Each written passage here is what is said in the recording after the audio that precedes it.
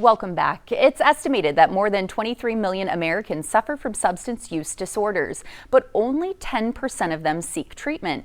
And addiction has become a serious public health crisis. And that's why we have Michelle Dubey from Landmark Recovery here with us today. It's so great to have you, Michelle. Great, thanks for having me. Yeah, so really this is a serious topic that we want to cover, and we want to help people get the treatment that they need, of course. So tell us more about Landmark Recovery and the types of services that you provide.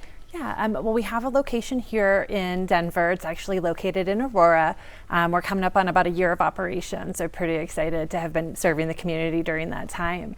That facility has services from our most acute, so a lot of people come in, they need to be safely detoxed off the substances they were using, so they're coming into our most acute care level, which is a withdrawal from that substance that they were using, and then most step down into a residential program. So that's about maybe 28 to 35 days that they'll stay with us on site, and then we do encourage them to step out into, we have IOP services, and we have a long-term alumni program that's offered free of cost that they can, anyone coming through our services can engage in for really the rest of their life. That's wonderful. Well, what might be some of the reasons that someone may not seek out treatment, the treatment that they need?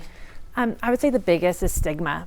I think a lot of people struggle with kind of understanding that they need help, what help looks like, asking for help, because it can be embarrassing or have a sense of shame that they're struggling with this when other people maybe are able to drink or do things in a normal way. Like, why am I going through this? So I would say shame and stigma are the two biggest barriers. Okay.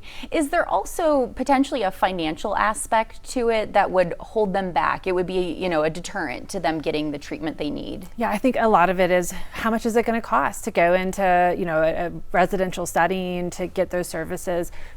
People maybe see out there, though, some locations are, $60,000 a month, but we recognize finances as a barrier and want to reduce as many barriers, from like stigma of letting people know you're not alone, you're not going through this alone. And then, we do accept all commercial plans, and we're in network with those commercial plans here in the Denver and Colorado market. That's so great. It sounds like a really supportive service that you are offering to these types of folks that need the treatment. Now, does the person who needs the help, are they the ones that have to make that initial call and reach out to you guys?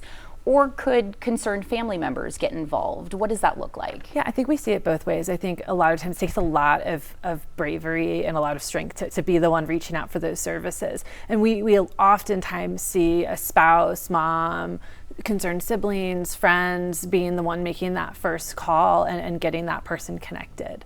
So it can be either way. Okay. And, speaking of making that first call, what sort of does that look like for the person that is reaching out themselves, or maybe the family member that's concerned that's reaching out to you guys? Yeah, we try to lower that barrier as much as possible. So one would be, contacting one of our admission consultants. So we are staffed 24 hours a day to take those phone calls, because you never know when crisis is going to happen or when someone's going to need to make that phone call. So we want to make sure they're supported and be able to talk to someone all hours of the day, so they can contact our admission consultants, and they can also engage, if they're like me, I love to order my pizza online and not have to, interact with another person, and they can do chats, and there's lots of different ways through our online, our website, to be able to access that. So trying to lower barriers wherever possible. Wonderful. And we're almost out of time, but can you tell us a little bit just really what makes you guys different, maybe from other types of facilities that are out there? I think one of them is that we are really focused on treating both substance use and the underlying kind of other things that interact with substance use.